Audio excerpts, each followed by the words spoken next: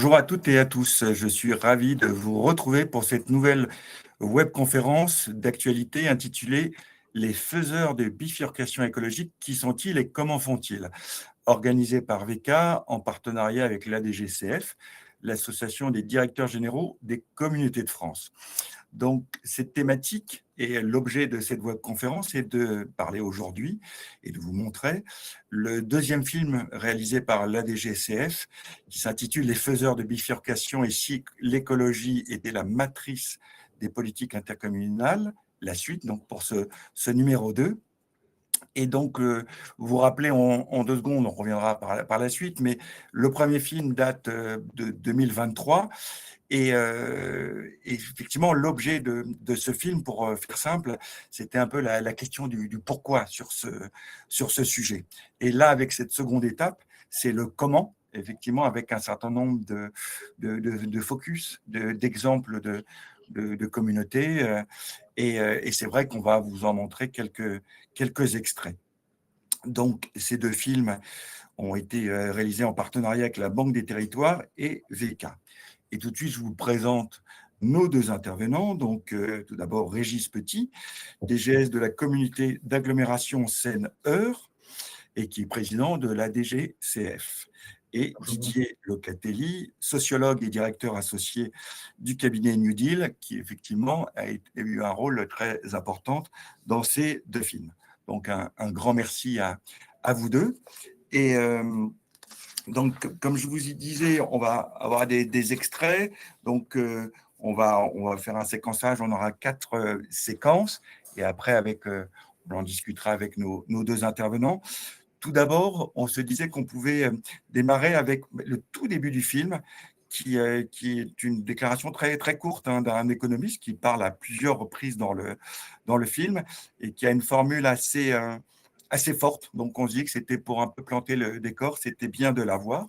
Donc, on va vous la lancer, si c'est possible. Donc, voilà, et on se retrouve tout de suite. Transition en latin, ça veut dire passage. En fait, on a un passage à horizon 2040-2050, qui est une toute petite fenêtre de tir pour l'humanité, pour passer de l'autre côté du 21e siècle. Et ce passage-là est en train de se réduire. Qu'est-ce que vous pouvez faire? Vous pouvez tout faire. Vous pouvez redéfinir tous les besoins essentiels. L'eau, l'air, la voirie, les forêts, les sols, tout ça, vous les avez. C'est des leviers sur lesquels vous avez la main.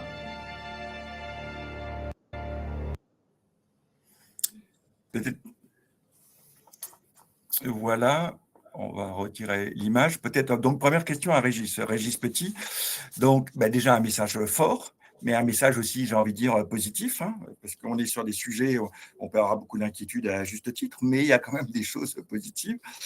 Donc, Régis, peut-être une première question, c'est, en quelques mots, l'historique un peu de ces 2 films. Pourquoi cette démarche? Est-ce que c'est une conviction de la DGCF, un besoin aussi de convaincre par les films, par tous ces témoignages? Ah, Régis, on ne vous entend pas, votre micro est… Merci tout d'abord Voilà. d'organiser cette webconférence. Effectivement, la DGCF se préoccupe depuis longtemps de cette question des transitions écologiques. Et depuis, les membres de la DGCF sont assez convaincus que les EPCI sont sans doute des territoires pertinents pour aborder cette question des transitions. Et d'ailleurs, c'est ce que dit un peu Éloi Laurent dans ce petit extrait. Les transitions écologiques, c'est un sujet planétaire, et on peut se dire, est-ce que véritablement on est à l'échelle du problème? Et finalement, c'était un peu l'objet du premier film, qui posait plusieurs questions. D'abord, est-ce qu'on est conscient de ces enjeux de transition écologique et climatique? La réponse, dans le cadre du premier film, quand on interrogeait des territoires, était plutôt oui. Est-ce qu'on a déjà engagé des actions pour lutter contre le réchauffement climatique et prendre en compte ces sujets? La réponse, là aussi, était plutôt oui. Et est-ce qu'on est à la hauteur des ambitions des enjeux qui sont face à nous? Là, pour le coup, la réponse était peut-être plutôt mitigée. Et donc, on s'est du coup, poser la question de comment on peut faire pour intégrer mieux ces questions de transition. Et donc, c'est l'objet du deuxième film, du second film d'ailleurs, je dis plutôt parce qu'il n'y aura sans doute pas de troisième film sur ce sujet, qui est de savoir, mais une fois qu'on a posé ce constat, une fois qu'on est conscient des enjeux, mais comment on fait pour pouvoir y arriver? Et on s'est appuyé cette fois-ci sur des témoignages de territoires qui ont, à leur échelle, alors il n'y a pas que des grands territoires, il y a différentes tailles, différentes formes, différentes organisations, et un peu partout en France d'ailleurs. Et on s'est posé la question de comment on peut faire, et d'où le titre Les faiseurs de bifurcation, comment on y arrive, comment on fait, et comment on change d'approche finalement pour pouvoir engager ces bifurcations nécessaires pour intégrer ces enjeux de transition. En tout cas, on est convaincu à la DGCF, mais ça n'étonnera personne, que l'intercommunalité est sans doute la bonne échelle pour agir, parce qu'elle est à la fois suffisamment grande, mais aussi très opérationnelle. Et donc, voilà, c'est tout l'enjeu en fait, de ces deux films. Et d'autant plus que, quand même, c'est l'intercommunauté qui a la plupart des compétences en la matière. Effectivement, que ce Donc, soit sur le cycle de l'eau, la gestion des déchets, le logement, les mobilités, le développement économique. Et ça pose d'ailleurs la question du développement de l'ensemble des territoires. En tout cas, voilà, on a beaucoup de champs opérationnels très concrets qui permettent d'agir au quotidien sur ces questions. Didier Lecatellier aussi, première question hein, sur un peu c'est l'historique de ces deux films. Donc, pour vous, le pourquoi et l'apport de ces deux films et les constats, même si c'est le but un peu de ce qu'on va faire par la suite, mais peut-être en 2-3 mots. Oui, bonjour.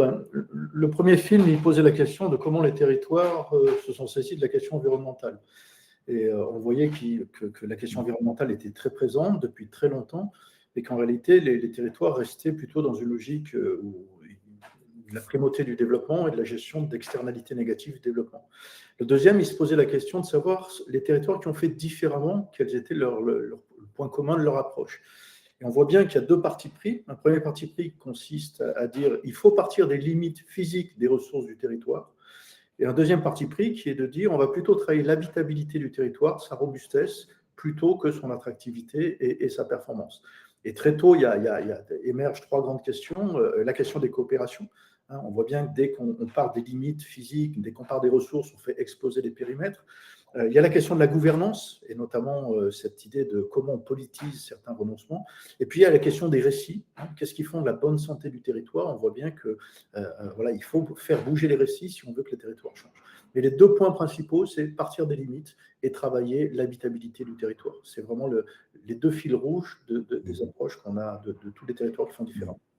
Et on va le retrouver, de toute façon, ce constat, un peu dans les différentes séquences qu'on va voir. Justement, donc, la première séquence, c'est la réinvention des coopérations.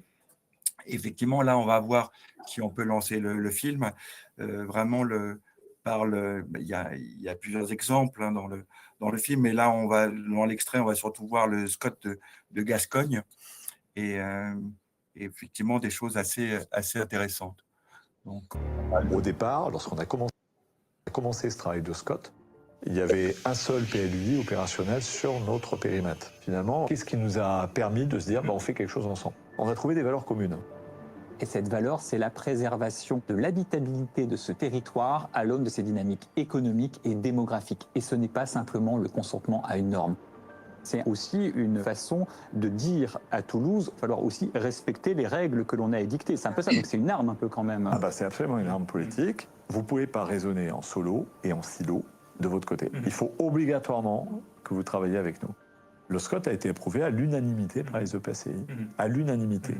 Le deuxième point, c'est la nécessité d'établir un diagnostic technique des interdépendances socio-économiques entre les territoires.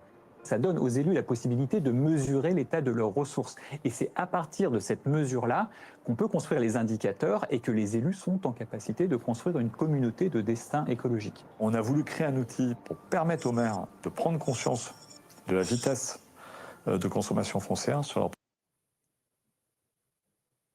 leur propre territoire et surtout de les préserver un peu de tout risque juridique aussi. À partir du moment où vous considérez les acteurs, quels qu'ils soient, vous faites avancer le territoire. Donc voilà, vous voyez, c'est un extrait assez court.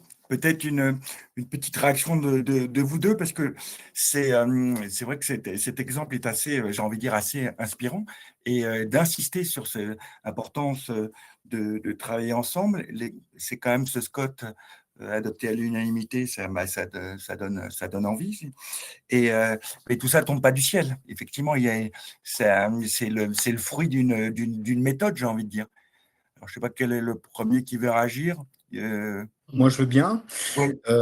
En fait, je vous ai dit tout à l'heure qu'on considère que la taille des EPCI, en tout cas, permet une approche extrêmement opérationnelle de ces questions. Alors, c'est la bonne échelle, mais elle n'est pas encore suffisante. C'est-à-dire que le film pose la question de l'interterritorialité. Et on voit bien qu'aujourd'hui, les territoires sont en interaction les uns avec les autres. Il y a la question des ressources qui est posée dans le film avec les ressources en eau qui ne correspondent pas, les métropoles notamment, qui ont des grands bassins de population, n'ont pas forcément les ressources suffisantes sur leur territoire. Mais il y a d'autres sujets d'interdépendance. Il y a le navettage vers les métropoles, des gens qui viennent travailler le matin et repartent le soir, les questions de mobilité, donc les questions de logement, tout cela, de développement économique, tout cela ne se limite pas forcément strictement à l'échelle des EPCI. Et donc, on voit bien que cette question d'interterritorialité est essentielle. Et donc, les SCOT, vous dites ça fait rêver le vote à l'unanimité, c'est quand même assez fréquemment le cas. Et c'est un gros travail en amont de discussion entre élus, d'espaces de dialogue qui sont créés pour justement se poser ces questions. Il en est de même quand on fait un PLUI d'ailleurs. Hein, quand on part d'une somme de PLU pour aboutir à un PLUI, eh bien finalement, ça nécessite un gros travail en amont qui est assez besogneux, discret, dont on ne parle pas beaucoup dans la presse, dans les médias, bien évidemment. Mais au final, souvent, ça aboutit à ce qu'on trouve un consensus. Et que, eh bien, il y a une communauté de destin qui décide d'aller dans le même sens, dans une même direction. Mais la question, par exemple, de la rareté foncière qui est posée est essentielle et ça fait partie des limites physiques des ressources dont on dispose. C'est vrai que je voulais en parler un petit peu à la fin, en conclusion, mais je ne peux pas m'empêcher de vous le poser tout de suite, peut-être en quelques mots sur là, la campagne des élections municipales et intercommunales est en train de démarrer, voire dans certains territoires même a déjà démarré. Soyez honnêtes, ces questions pourtant, mais essentielles, sont très peu, et quand je dis très peu, je suis généreux, sont des fois pas du tout abordées, malheureusement. Alors, c'est vrai que parfois, c'est plus compliqué à expliquer aux habitants, mais ils ne sont pas bêtes non plus. Je veux dire, ce que vous venez de dire en quelques minutes, Régis, je veux dire, je pense que beaucoup de gens peuvent le comprendre. Hein. Il faut prendre le citoyen aussi pour quelqu'un d'intelligent. Hein. Alors, il faut prendre les citoyens pour des gens intelligents et surtout, il faut reconnaître que le mode d'élection n'aide pas. Puisque aujourd'hui, si vous faites un test, vous interrogez, je sais pas, votre famille, vos amis, et que vous leur demandez qu'est-ce qui va se passer les 15 et 22 mars, tout le monde a bien compris qu'on allait voter pour des élections municipales. Tout le monde n'a pas Moins compris pour qu'on votait intercommunal. aussi pour des élections communautaires. Bon, ce sujet, il est sur la table depuis longtemps. C'est pas un sujet, ça appartient aux élus, entre guillemets, mais en tout cas, la question que ça pose, c'est à quel moment on débat du projet intercommunal. Et là où se décident quand même beaucoup de choses, des enjeux importants, je le rappelle, le cycle de l'eau, le développement économique, le logement, les mobilités. Et c'est vrai qu'à aucun moment on va en débattre à cette échelle. Bon, je pose un constat là, je ne donne pas de solution. En tout cas, c'est un sujet. Et que aujourd'hui, effectivement, on inverse un peu la démarche, c'est-à-dire qu'on va, à l'issue des élections, il y a des conseils communautaires qui vont se réunir, qui vont poser une gouvernance, et une fois que cette gouvernance sera posée, on élaborera sans doute, ou on révisera des projets de territoire et on se posera la question de qu'est-ce qu'on va faire ensemble. Bon, en tout cas, c'est sûr que c'est pas peut-être pas simple à expliquer, mais en tout cas, c'est essentiel. Parce qu'encore une fois, des documents de planification comme un PLUI, des documents, enfin des stratégies de développement en matière de mobilité, de développement de logement, de développement d'activités économiques, c'est essentiel pour les territoires, c'est évident. Didier Pételli, votre réaction aussi, déjà sur, sur l'échelle, la méthodologie, je pense que vous trouvez bonne et intéressante et qui peut se retrouver dans beaucoup de territoires. On a besoin de cette méthodologie. Sur la coopération, c'est vrai que dès qu'on sort, dès qu'on intègre la question des limites et des ressources, on fait exploser les périmètres institutionnels, donc on est forcément dans l'interterritorialité. Mais la question de la coopération, elle se pose aussi entre les sphères. C'est-à-dire, on ne définit pas une stratégie de bifurcation environnementale sans les citoyens, sans les agents économiques, sans en fait toutes les composantes du territoire. Et ça, c'est de mon point de vue un élément qui est aussi un fil rouge de ce qu'on a vu dans les expériences des territoires et des faiseurs de bifurcation, c'est que très tôt, ils basculent dans de la coopération territoriale, mais dans aussi un dialogue avec l'ensemble des composantes du territoire. Ils ne restent pas prisonniers de la sphère publique en faisant des politiques publiques de bifurcation. Ils associent très tôt les industriels sur la consommation des ressources, les agriculteurs sur est-ce qu'on peut continuer à faire du maïs ou est-ce qu'il faut d'autres cultures. Voilà, très tôt, ils basculent dans ce type de coopération. Après, sur votre deuxième question, on est dans un temps qui est éminemment important parce que toutes les intercos, à partir du renouvellement, vont réécrire leur projet de territoire et leur feuille de route. Et la question, c'est comment ils le font. Soit ils le font de manière classique, en postulant le développement et en se posant la question des impacts du développement, soit dès l'élaboration du projet, et c'est un peu le message qui est porté, on intègre la question du vivant non humain, on intègre la question des limites territoriales en termes de ressources dans la définition de la stratégie et de la trajectoire du territoire. On a un très bel exemple dans la dernière séquence, je ne vous en dis pas plus. Seconde séquence sur l'innovation, j'ai envie de dire les innovations, et c'est vrai qu'on va avoir un exemple très intéressant du territoire, la communauté de communes du Clunisois, et justement vous parliez des citoyens, et vous voyez que dans l'innovation, c'est vraiment vraiment, c'est plus que donner la parole aux citoyens, c'est qu'ils soient vraiment acteurs de la démarche. Le Clunisois, petite communauté de communes, mais extraordinairement dynamique dans sa capacité à accueillir des innovations, et surtout des innovations sociétales, qui le fait en permanence sur tous les sujets, en s'adossant sur les acteurs, la société civile, les collectifs, les mobilisations, les initiatives. Ça, c'est sa marque de fabrique. On est proche de l'infiniment petit, mais dans cet infiniment petit, on trouve des marges de liberté, des envies de faire. C'est finalement les gens qui sont au cœur de ça, les associations, les personnes, les collectifs, avec lesquels nous, en tant qu'élus, on travaille. Pour que demain, on puisse s'appuyer sur un socle de fondamentaux qu'on aura co-construit. On a donc forgé un projet de territoire et qui s'est finalement appelé « Vivre ensemble en Clunisois dans le monde d'après ». Et qu'est-ce qu'on voit dans ces territoires, dans ces collectifs? Eh bien qu'ils sont déjà dans la robustesse. Donc l'idée du PAT, c'est en fait d'encourager les repreneurs qui ne sont pas issus de familles agricoles et qui ont régulièrement des projets qui sont complètement différents. On est en train de changer de monde.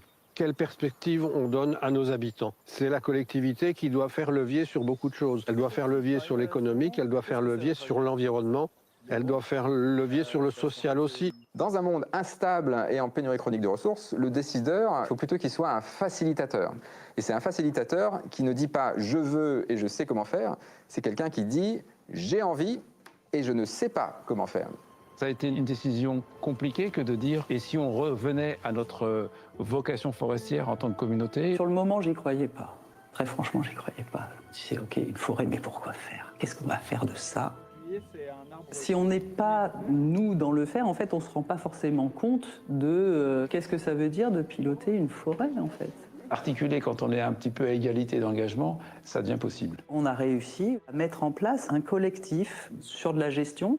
Et en fait, ce n'est pas que des militants, c'est aussi des professionnels de la filière. Ça nous semblait intéressant que les pro-coupe rase et puis ceux qui sont pour une alternative forestière puissent croiser leur savoir, qu'on puisse faire en sorte que ces forêts durent et produisent. On est élu par des citoyens et des... Ça, c'est l'exemple suivant. En tout cas, vraiment, je trouve que c'est un très très bel exemple. Hein. C'est la Comcom du Clunisois.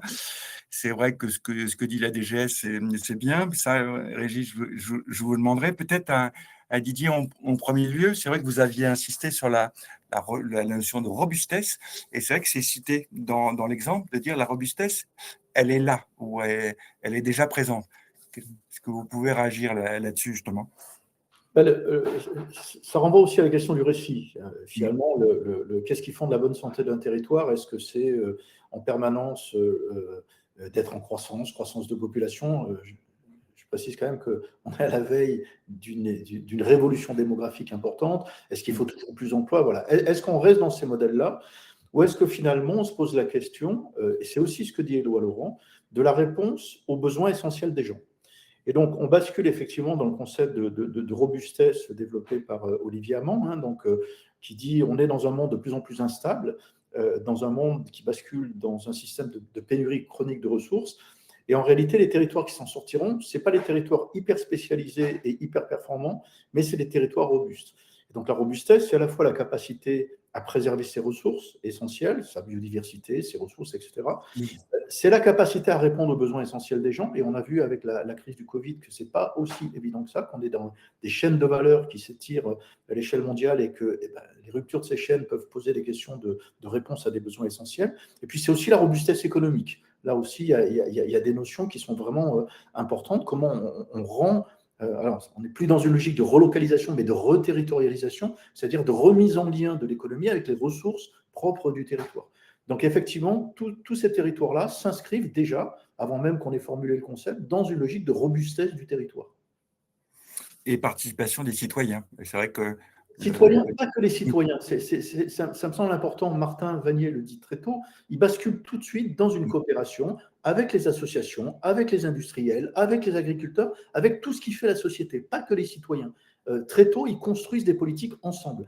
Régis, peut-être sur la partie industrielle, enfin, tu l'es bien, voilà, ça paraît évident, quoi. Et Régis, justement, quel regard? Et j'aimerais bien aussi avoir votre réaction sur le témoignage de la DGS que je trouve très, très intéressant.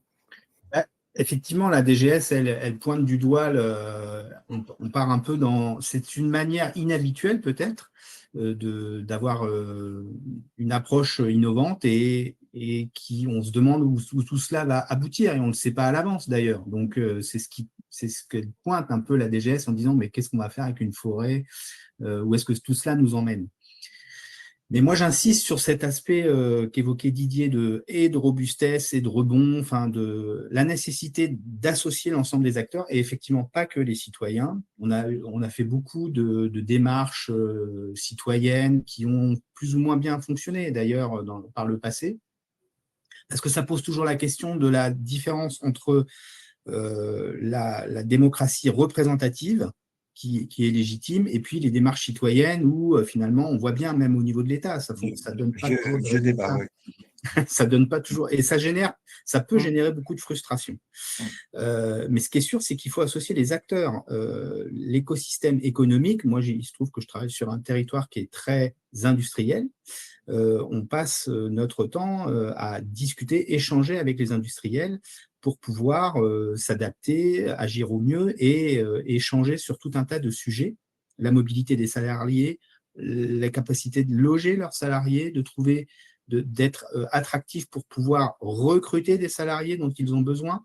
Donc, accueillir un industriel, ce n'est pas juste lui vendre un terrain et puis qu'il construise son bâtiment ou son usine, c'est bien plus que cela. Et en fait, ça nécessite un dialogue permanent, des échanges avec les riverains, avec des citoyens, avec des associations, avec tout un tas de personnes. Et en fait, il faut que tout le monde se parle et éviter d'avoir ces silos un peu institutionnels qu'on nous impose.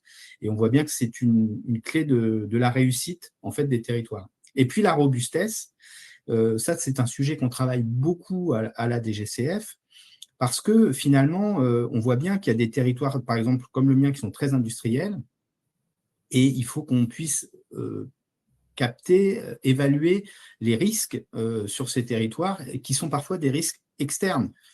Je donne un exemple, les taxes que peut imposer un pays comme les États-Unis sur un certain nombre de produits voués à l'exportation peut avoir des influences néfastes sur nos territoires. Ça, c'est pas le territoire ne peut pas agir là-dessus. N'empêche qu'il vaut mieux avoir conscience de ces éventuelles interactions qui peuvent venir de l'extérieur et pouvoir essayer de s'adapter, d'anticiper. La clé de la réussite, là encore, c'est sans doute la robustesse, contrairement à la performance, hein, c'est ce que développe Olivier Hamon dans le cadre du film. La performance, c'est toujours tirer le fil pour être le plus performant, mais tout ça ne fonctionne que dans un monde où l'abondance des ressources est un entrant. Aujourd'hui, l'abondance des ressources, c'est plus tout à fait la même chose, et donc la robustesse, c'est plutôt être en capacité de s'adapter en permanence et en tout cas de faire en sorte de pouvoir réagir, y compris à des faits qui sont exogènes à notre territoire. Et donc, globalement, c'est diversifier les activités, c'est faire en sorte qu'on ne soit pas monoproduit, monosegment. Voilà, par exemple, des choses sur lesquelles les territoires vont devoir beaucoup travailler dans les années qui viennent. On va passer à la troisième séquence consacrée à l'alimentation avec l'exemple de la communauté de communes du Val-de-Drôme en Biovallée. Donc, si on peut lancer les extraits. On est élu par des citoyennes et des citoyens qui ont le droit à avoir une bonne santé et de manger de bons aliments. Il faut changer de vision. Il faut prendre la lunette de l'alimentation. Et à partir de ce moment-là, nous élus, nous sommes à notre bonne place parce qu'on parle de santé à des citoyennes et à des citoyens. Nous avons créé une cuisine centrale qui pourra fournir jusqu'à 900 repas pour les crèches et les écoles. Le travail avec la cuisine centrale se fait de manière assez naturelle, c'est-à-dire que moi je propose les produits que j'ai qui sont des produits de saison. On a un modèle agricole qui au niveau national, européen est complètement verrouillé pour plein de raisons et on le réinvente par l'alimentation au niveau territorial. Pour moi, c'est exactement la question des besoins essentiels. Nous avons créé 3 magasins de producteurs qui vendent leurs produits en circuit court sur notre territoire. Vendre directement son produit, faire la transformation de son produit, c'est superbe. Sauf que quand on fait de la vente directe, on n'est pas sur nos terres, on n'est pas sur nos productions. On a créé un organisme qui s'appelle Agricourt, qui est un grand grossiste qui collecte les produits de l'agriculture de notre territoire et qui peut les vendre, les mettre en marché auprès des collectivités, des cuisines centrales. Notre fournisseur Agricourt qui nous a trouvé des pommes en direct donc de Montoison juste à côté. C'est le dialogue permanent avec les acteurs. Ils ne sont pas prisonniers de la sphère publique en disant on va faire des politiques publiques de bifurcation ou des politiques publiques de préservation de l'environnement. Très tôt, ils fonctionnent avec l'ensemble des composantes du territoire. Si le territoire doit faire quelque chose avec les agriculteurs, c'est justement ça, en proposant des débouchés là où ils ont la main. Et de façon à ce que nos prix de vente ne fassent pas le yo-yo par rapport au marché chaque année. Fasse pas le yo-yo par rapport au marché chaque année. Voilà, bel exemple, effectivement assez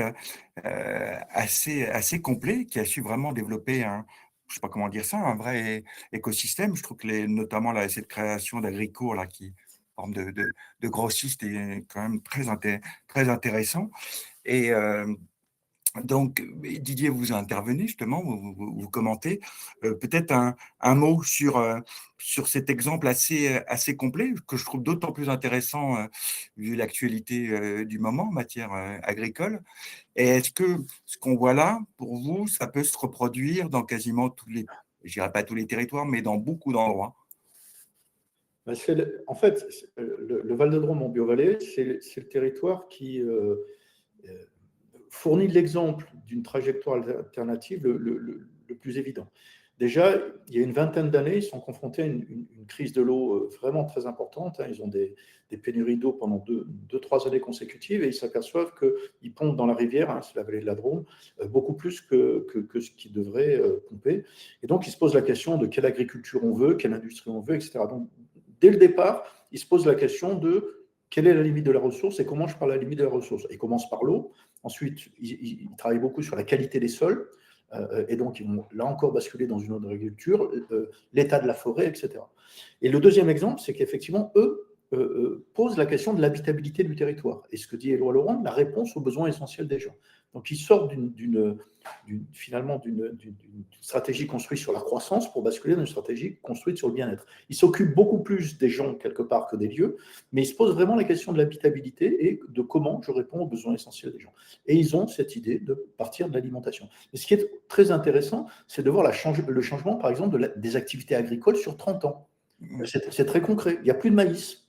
Par contre, ils ont basculé dans d'autres. Donc, ils ont fait ça avec les acteurs. Hein. Ils se sont dit, quelles sont les activités compatibles avec la préservation de la ressource, quelles sont les activités incompatibles qu'on doit abandonner, et ils ont accompagné tous les acteurs, les agriculteurs, mais aussi les industriels, dans la transition vers un modèle qui est soutenable par rapport à la limite des ressources. Et donc, vous insistez sur le fait qu'ils ont commencé tôt. Ça, je pense que c'est un élément important, pas forcément non plus rédhibitoire pour les gens qui sont beaucoup plus en retard, voire même qui sont à un niveau quasi zéro aujourd'hui. Ben, ils commencent tôt parce qu'ils sont confrontés à l'urgence, comme vous disiez. Ouais. Et après, effectivement, si on veut faire évoluer les pratiques agricoles, on ne fait pas ça. Voilà. Plus on commence tard, plus finalement, on va être brutal dans la transformation. Plus, voilà, il y a des gens qui ont des modèles économiques derrière leur activité. Ça ne se change pas en 5 minutes. Donc, effectivement, ce qui est très intéressant chez eux, c'est qu'ils ont fait ça vraiment en douceur parce qu'ils ont commencé tôt, parce qu'il y avait une contrainte, et ils ont pu mettre en place un accompagnement sur un peu plus de 2 décennies. Et donc, effectivement, la difficulté des territoires qui commencent aujourd'hui, hein, parce qu'aujourd'hui, les territoires qui sont confrontés à des contraintes de ressources, y compris sur l'eau, ça devient quasiment un territoire sur 2. Là, c'est plus violent, et on va sur des renoncements qui sont plus violents parce qu'on part un peu plus tard, quoi. Régis, réaction sur cet exemple? Comme d'habitude, je trouve que l'intervention de Didier Locatelli est lumineuse sur le sujet dans le cadre du film. Non, mais plaisanterie mise à part.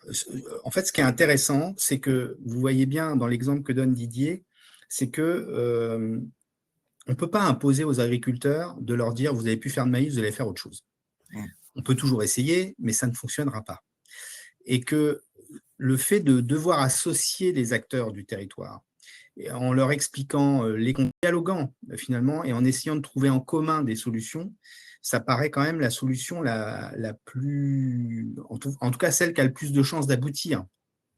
Parce que, encore une fois, vouloir mettre en place des politiques publiques de manière un peu autoritaire et qu'elles s'appliquent, alors on peut toujours essayer, mais ça ne fonctionne pas. C'est-à-dire qu'on voit bien que ce ne sera pas possible. Donc, ces limites du territoire, là on parle de la ressource en eau, mais on pourrait parler de l'énergie, on pourrait parler de la rareté foncière, on pourrait parler de tout un tas de sujets qui sont des facteurs limitants, qui ne sont pas forcément pris en compte dans les documents de planification. Par exemple, il y a des territoires qui ont prévu sur des plans locaux d'urbanisme,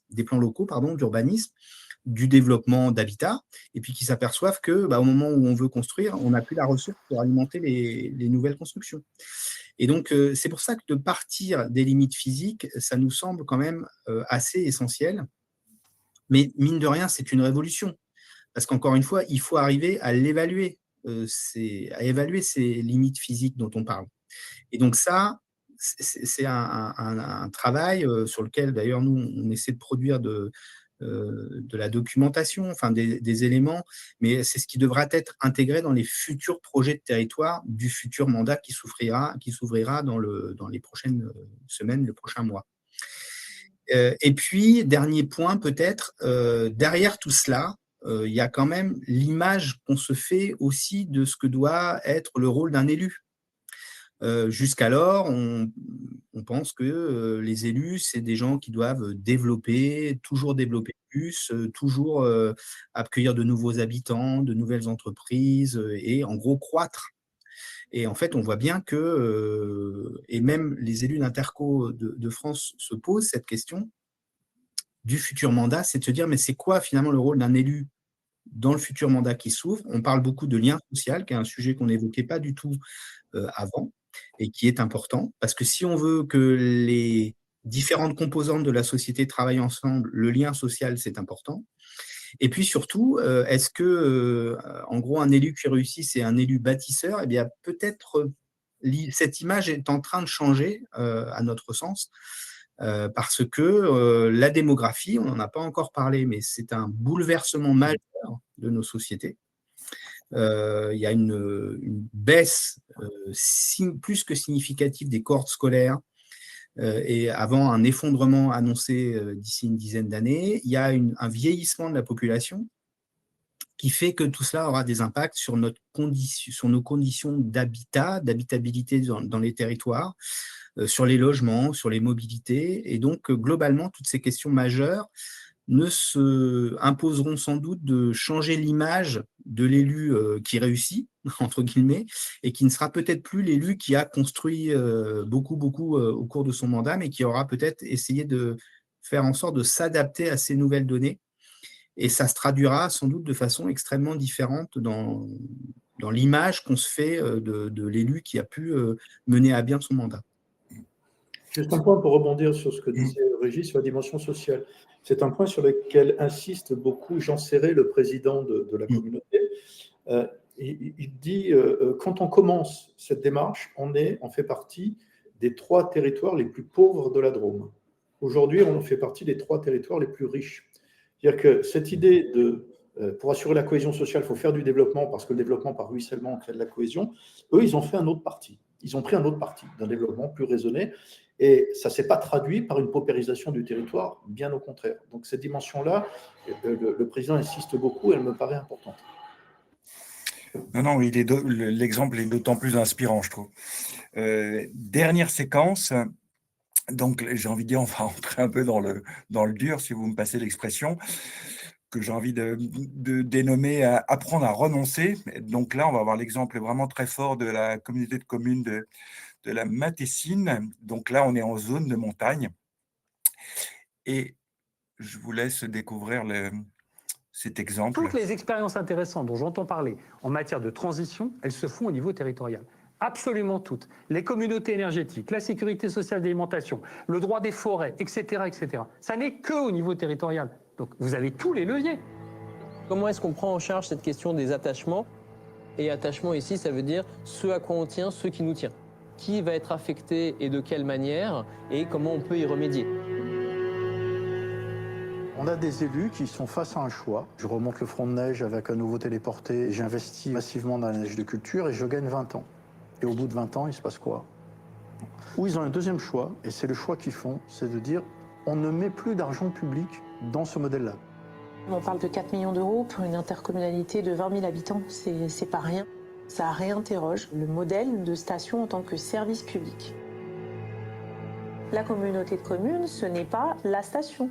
C'est les crèches, c'est le développement économique, c'est la transition écologique, des services publics essentiels à la population. Vous êtes sur un territoire qui, bien qu'étant un territoire de montagne, a déjà des difficultés d'approvisionnement en eau à certaines périodes. S'il ne doit plus y avoir de neige demain, il ne faut pas la remplacer par de la neige artificielle. L'eau a un coût et l'eau est une réserve précieuse et en voie de disparition. Donc oui, à un moment donné, les élus ont pris une décision responsable, en connaissance de cause, en responsabilité, et se sont confrontés à des violences inouïes. On est dans une société aujourd'hui où il n'y a plus de filtre. Il y a eu des menaces, il y a eu des insultes, il y a eu des gestes physiques sur les élus. Et en face, nous avions des gens, effectivement, et je n'ai pas honte de le dire, que ce soit des élus ou autres, qui défendaient soit leurs propres intérêts, puisque finalement l'hébergeur, il défend son propre intérêt, le directeur d'école de ski, il défend son propre intérêt, et un monde de la montagne qui était confronté à cette image de se dire, finalement, si l'Alpe du Grand Cerf ferme, qu'est-ce qu'on va devenir ?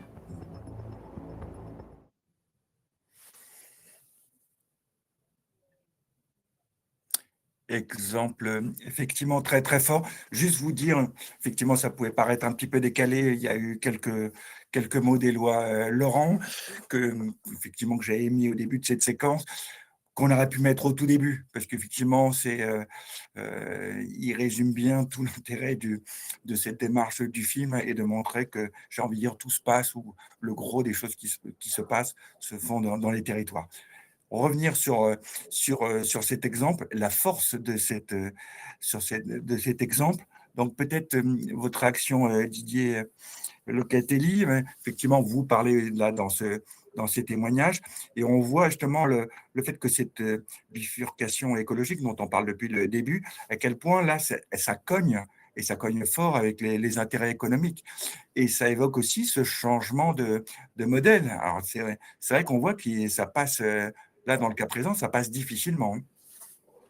Alors, ce qui est très intéressant dans le territoire de la Matessine, moi je suis admiratif du courage des élus dans ce territoire. Donc là, ils sont confrontés à la difficulté de l'engagement. C'est un territoire qui a déjà vécu la fermeture des mines il y a une quarantaine d'années. Donc c'est vraiment un territoire qui a subi des chocs importants. Le premier point à savoir, c'est qu'en fait, tous ces modèles de stations de moyenne montagne, de cette altitude, ça ne marche qu'avec de l'argent public. Donc en réalité, certaines années, on arrive à avoir un équilibre sur l'exploitation, mais dès qu'on rajoute l'investissement, on ne s'en sort pas. Et donc là, les élus, très tôt, ils se disent, qu'est-ce qu'on fait? Est-ce qu'on met de l'argent pour prolonger le modèle et on va gagner 20 ans, avec des contre-coups sur la ressource en eau qui vont être considérables, ou est-ce qu'on arrête et on utilise l'argent public pour développer d'autres activités? Et c'est ce choix qu'ils font. Et ils arrivent à un consensus sur ce choix très rapidement. Et en fait, la pression, elle vient plutôt de l'extérieur. Bien sûr, un peu les acteurs de la station, mais surtout de l'extérieur du monde de la montagne, l'extérieur du territoire, qui se dit, mais si un territoire fait ce choix, c'est-à-dire de renoncer à injecter de l'argent public pour prolonger le modèle et pour bifurquer sur autre chose, finalement, ça ouvre quelque part une boîte de Pandore. Et là, on a un courage des élus qui est extraordinaire, une responsabilité. C'est vraiment exemplaire sur le renoncement, ce qu'ils ont fait. Oui, ce qui est une réaction quand même extrêmement forte, j'ai envie de dire même violente, ce que dit la présidente de la communauté de communes dans le témoignage. Alors violent, oui, puisqu'elle était sous protection policière à un moment donné. Voilà, c'est extrêmement violent, ouais, extrêmement violent. Mais ce qui est très étonnant, c'est que le consensus sur le territoire, il se fait très vite, très tôt. C'est pas les élus contre les citoyens, hein. C'est le territoire dans son ensemble. Il est d'accord sur la trajectoire et la stratégie. C'est des sortes d'arrière-scènes dans lesquelles des intérêts économiques s'expriment pour dire, attention, effectivement, ça vient persécuter des intérêts économiques. Et ces intérêts économiques ne sont pas neutres.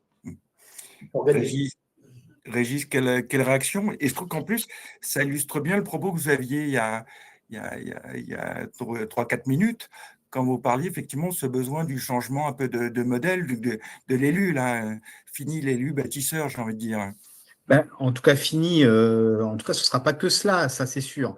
Non, moi, je salue aussi le courage des élus et le témoignage de cette présidente de communauté de communes est très poignant finalement. Et ça montre à quel point, effectivement, les réactions peuvent parfois être violentes et à quel point ces changements de modèle peuvent heurter des intérêts particuliers. Et donc, pour les élus, le choix n'est pas… Enfin, ces renoncements, c'est une notion qu'on a beaucoup travaillé d'ailleurs dans le cadre du film. Les renoncements ne sont pas si simples que cela à pouvoir faire. On peut en parler, c'est assez facile. Quand ça devient très concret, ça devient beaucoup plus compliqué. Donc, les renoncements, effectivement, ça illustre un peu ce changement de modèle. C'est-à-dire qu'on ne va pas pouvoir… Il est illusoire de croire qu'on va pouvoir faire différemment sans changer le modèle. C'est-à-dire que ça peut rassurer en disant rassurez-vous, ça ne changera rien. Ça changera des choses et ce ne sera pas forcément là où il faut que les élus et leurs services d'ailleurs soient innovants, entre guillemets, c'est de dire il y aura des changements de modèle et ce n'est pas forcément pour autant douloureux. Et l'exemple de la Drôme est un bon exemple. On a changé de modèle, ça a impliqué des bifurcations assez profondes et au final, ça ne s'est pas si mal passé. Et donc, c'est ça, en fait, qu'il faut arriver à travailler. Ça prendra du temps, du débat, de la discussion. L'enjeu, quand même, alors d'abord, on a vu quelques extraits du film. Je vous invite à regarder tout le film. Vous me devancez, Régis. Je voulais et on vous enverra le lien. Exactement. Parce que lien sur le film qui fait 28 minutes, là, on vous a passé quoi, 7-8 minutes. Donc exactement. Vraiment… Donc, c'est du teasing, mais le film entier est vraiment… en tout cas, nous, on est très fiers de cette production. Tout l'enjeu pour les territoires, c'est on a fait tout un travail de sensibilisation à ces questions de transition écologique, etc., sur le mandat qui se termine. Il serait dramatique, parce qu'il y aura de nouveaux élus à l'issue des élections. Statistiquement, 50% des élus seront sans doute renouvelés dans les instances. Eh bien, il ne faut surtout pas perdre de temps à refaire ce travail de pédagogie et refaire ce travail de sensibilisation. L'objet de ces deux films, SI1 et SI2, comme on dit chez nous, c'est vraiment de servir, d'être des outils de pédagogie gagner du temps et surtout enclencher rapidement la mise à plat des projets de territoire de ce futur mandat et de faire en sorte que on ne réinvente pas la poudre et qu'on puisse cheminer et progresser. Il faut qu'on ait gagné une étape, un cran, si je puis dire, pour qu'on puisse enclencher rapidement des discussions sur justement, pour chaque territoire, le modèle qui paraît être le plus pertinent pour pouvoir intégrer ces questions de transition à l'avenir. Régis, peut-être pour revenir, et pareil Didier, revenir quand même deux secondes sur cet exemple, ce que je trouve dans les différentes choses qu'on peut entendre de la présidente de la communauté de communes. Finalement, en filigrane, elle nous redit ce que doit être l'intérêt général, effectivement. Parce que l'intérêt général, malheureusement, très souvent, c'est cette notion de croissance, de développement économique. Et là, bon, c'est l'apothéose dans une station de montagne. Et là, elle nous cite les différents services publics. Donc, de rappeler ce que ça doit être. Donc, ça peut paraître évident, mais c'est mieux en le disant quand même. Non, mais c'est d'autant moins évident qu'une station de moyenne montagne, dans la tête, y compris des citoyens, en première approche, ils se disent, si on n'a plus cette activité, on est cuit. Enfin, on n'a aucune... c'est notre salut, c'est notre planche de salut. Donc, globalement, c'est pour ça que le travail de conviction, de pédagogie, de débat, et pas que avec les citoyens, encore une fois, avec les acteurs économiques, avec les associations, est essentiel parce que ça peut faire peur. Enfin, en clair, le travail qu'ont dû faire ces élus sur ce cas particulier, qui est intéressant parce que finalement, eux, ils sont plus vite, plus tôt et plus fortement impactés par le changement climatique que d'autres territoires qui ne voient peut-être pas les choses arriver de manière aussi brutale. Souvent, les territoires de montagne, ils voient les évolutions plus rapidement que les autres, en tout cas sur ces questions climatiques. Et donc, il faut qu'on s'en inspire. Il faut que les autres territoires, à l'échelle hexagonale, mais pas que, puissent mesurer qu'eux-mêmes seront impactés, peut-être avec un effet retard, peut-être de manière moins brutale, mais en tout cas, ils seront également impactés et qu'il faut l'intégrer dès maintenant. Et j'insiste sur la démographie, excuse-moi Didier, la démographie, c'est un enjeu majeur pour l'ensemble des territoires, parce qu'on va être très fortement impacté. Et là aussi, ça va changer l'approche, le modèle que les élus ont souvent en tête. Sauver l'école, bien sûr, je comprends que chaque maire veuille sauver son école. Sauf que à un moment, s'il n'y a plus d'élèves, ça va être difficile de maintenir toutes les écoles partout. Les deux territoires ont la même définition de l'intérêt général. Ce n'est pas la somme des intérêts particuliers, c'est l'intérêt supérieur du territoire. Et l'intérêt supérieur du territoire, c'est son habitabilité. Ça ne sert à rien d'entretenir, de gaspiller la ressource en eau pour maintenir l'activité touristique si dans le même temps, on n'arrive pas à répondre aux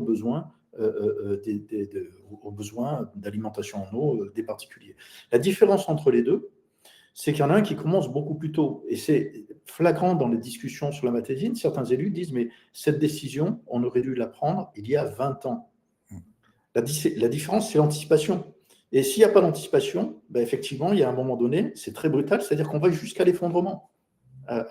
Et donc, effectivement, quand on est dans les Alpes, les traductions du réchauffement climatique, perte de biodiversité, sont beaucoup plus marquées que sur la moyenne du reste du territoire. Donc, comme le dit Régis, ils ont été confrontés à ça beaucoup plus tôt. Et il y a des territoires qui ont vraiment réagi tôt, anticipé, et d'autres qui ont essayé de prolonger le modèle.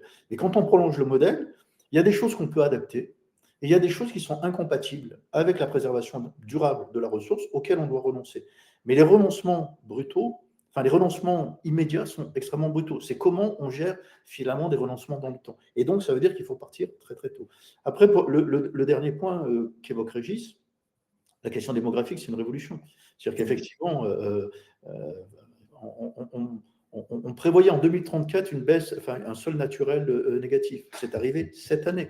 Cette année, pour la première fois depuis la fin de la Deuxième Guerre mondiale, on a plus de décès que de naissances. Ça va tout changer. Ça va changer le fonctionnement des territoires, puisqu'on aura une majorité. On a déjà 50% des communes qui perdent de la population, mais on aura une majorité de territoires qui perdront de la population. Donc, comment on aménage un territoire en perte de population? Quelle politique de l'habitat? Et puis, il y a les contraintes sur le vieillissement. Qui dit perte de dynamique démographique dit vieillissement accéléré. Donc, ça va obliger à réécrire l'ensemble des politiques publiques, mais effectivement, ça confronte à une réalité, c'est comment on gère un territoire en décroissance. Le temps passe vite, donc on arrive doucement à la fin de notre webconférence. Donc, ce que disait Régis, je vous le redis effectivement. Bon, là, c'était du teasing, donc le but, c'est vraiment pour vous de pouvoir voir l'intégralité du film. Effectivement, beaucoup d'autres exemples, des témoignages vraiment très intéressants, inspirants, j'ai envie de dire. Donc, je vous invite vraiment à le voir. On vous enverra le lien pour le voir, mais vous pouvez le voir aussi sur le site de la DGCF, évidemment. Peut-être un petit mot de conclusion. C'est vrai que au début, j'ai évoqué un moment les très prochaines élections municipales et communautaires. Peut-être effectivement de revoir un peu les leçons de ce film, parce que là on est dans le comment. On a beaucoup d'exemples quand même de communautés qui ont fait des choses, des fois beaucoup de choses même. Donc peut-être au regard de ce scrutin, quelques mots de chacun d'entre vous. Régis, peut-être tout d'abord. En tout cas, ce qui est sûr, c'est que, encore une fois, le mandat à venir ne sera pas le même mandat que celui qu'on vient de vivre. Et puis, rappelons-nous, hein, le mandat qu'on vient de vivre, on a fait des Avec élections COVID, sous la Covid. Il s'est passé plein de choses pendant ce mandat. Le contexte international a changé. Ce n'est pas parfois sans impact sur le tissu industriel de nos territoires. Enfin, voilà, il y a plein de choses qui bougent et qui bougent très très vite. Et j'ai tendance à penser que ça s'accélère. Le vrai sujet, c'est qu'est-ce que les populations attendent de leurs élus, en fait, demain. Et très clairement, les attentes sont en train de bouger, de changer, d'évoluer. Et donc, il faudra que nous, les services, on accompagne ces changements, qu'on accompagne ces réflexions, qu'on puisse faire ce travail de pédagogie. Et encore une fois, les 2 films que nous avons produits à la DGCF, c'est tout l'objet, c'est d'être des outils pédagogiques au service des territoires. Et peut-être ce qui est important de retenir, tout ce qu'on montre dans ces films, ça n'a pas vocation à être l'exemple à suivre et quelque chose qu'on doit dupliquer. C'est pas ça l'idée, c'est plutôt de dire, regardez, il se passe des choses dans d'autres territoires que les vôtres, et à chaque fois, la réponse, elle est locale, c'est-à-dire qu'elle est adaptée localement à un contexte particulier. Et l'exemple de la moyenne montagne ne peut pas se dupliquer de manière identique quand on est à Brest. Et donc, globalement, c'est important de se dire, c'est pas forcément... c'est plus une sensibilisation et une méthode, voilà, plus qu'un exemple à suivre à la lettre. Et donc ça me paraît extrêmement important que s'il y ait cette illustration un peu en Normandie, on aime bien l'impressionnisme. Vous savez bien, c'est un peu des touches comme ça qui montrent à quel point sur chaque territoire, d'abord, on a des ressources, on a des capacités à agir, on a un tissu local, économique, associatif, des agriculteurs, des citoyens impliqués, et que finalement, c'est en associant tout le monde qu'on trouvera sans doute les solutions. Olivier Hamon, je terminerai par là, dit, en gros, pour les territoires qui ont bougé, il ne faut pas regarder le cœur du système parce qu'il est trop stable, il faut regarder ce qui se passe autour. Un peu comme dans le vol des étourneaux, c'est ce qui se passe à la périphérie qui fait que les changements de cap, de direction se font. Et reprenons cette métaphore et regardons ce qui se passe parfois en marge de nos territoires, qui ne sont pas le cœur économique ou le cœur de ce qui se passe en majorité. Et souvent, c'est une source d'inspiration. Donc, c'est vraiment une approche extrêmement différente qu'il nous faudra mettre en place pour le mandat qui s'ouvre demain. Merci Régis. Mais c'est vrai que je vous suis sur la façon de dupliquer, pas de dupliquer effectivement l'exemple en tant que tel. J'aurais plutôt envie de dire de dupliquer peut-être le volontarisme, l'énergie des personnes qu'on peut voir dans le film, tant de la part des élus que des DG. Et ça, il y a beaucoup à apprendre, je trouve. Didier, peut-être un petit mot aussi de conclusion au regard de ce scrutin à venir. Un point, après SI1 et SI2, la DGCF, avec son conseil scientifique, a lancé une démarche pour réfléchir à ce que pourrait être une trame, une méthode de projet de territoire qui, justement, s'inscrivent dans cette logique de prise en compte des limites et de travail sur l'habitabilité des territoires. Donc, je crois que vous le présenterez aux universités d'été la prochaine fois. Donc, il y aura là un troisième apport très méthodologique sur, si on veut faire différemment, comment s'y prendre, comment procéder. Et moi, ça me semble essentiel parce qu'effectivement, avec le renouvellement, tous les territoires vont être conduits à réécrire leur feuille de route, leur projet. Et c'est là que ça va se jouer. C'est-à-dire que soit on fait comme on l'a fait pendant 30 ans, soit effectivement, on aborde la question d'une autre manière en se posant la question du vivant non humain dans les entrants de la stratégie du territoire, la protection de la biodiversité, la protection des ressources. Et donc là, il y a un enjeu, à mon avis, majeur. Et la DGCF va proposer une trame de projet de territoire alternatif. Donc, rendez-vous en juillet aux universités d'été. Exactement, en juillet aux universités d'été qui se dérouleront à Vannes. Et encore une fois, l'idée, c'est quand même d'avoir cet apport méthodologique pour pouvoir construire des projets de territoire. En partant du fait que quand même la plupart des territoires ont déjà élaboré un premier projet de territoire. Donc on ne part pas de zéro, c'est une habitude que les territoires ont pris, mais on pense, nous, que la deuxième génération de projets de territoire ne ressemblera pas à la première. Et c'est ça qu'on va essayer c'est le sillon qu'on va continuer à essayer de creuser. Il ne me reste plus qu'à vous remercier tous les deux. C'était passionnant. Je vous invite, comme je le disais, à vraiment avoir le film au complet. Je remercie également en régie Cynthia Nguyen et Alicia Cousin. Et je vous dis à très bientôt. Merci encore à vous deux. Merci à vous. Au revoir. Au revoir.